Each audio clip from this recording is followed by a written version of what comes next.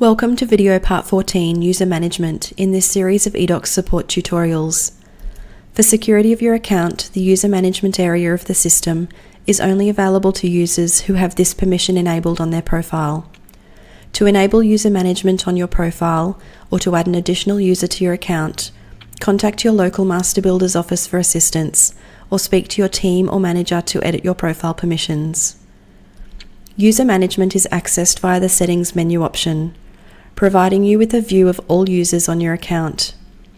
As each user has their own unique login to the system, their system permissions can all be managed separately. The permissions available are Billing, Business Profiles, and User Management.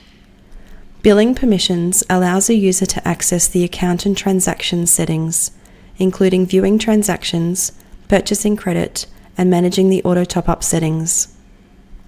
Business Profile permissions allows a user to edit the business profile, including the business name, industry license number, ABN, address, and logo.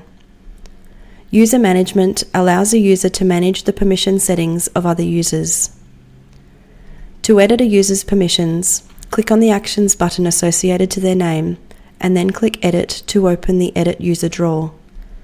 Tick or untick the required permissions for that user, and then click Update.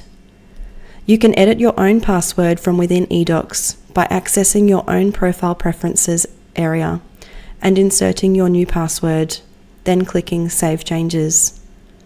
To learn more about eDocs, continue to watch other videos in this series, or if you need to speak to someone, contact your local Master Builder's office.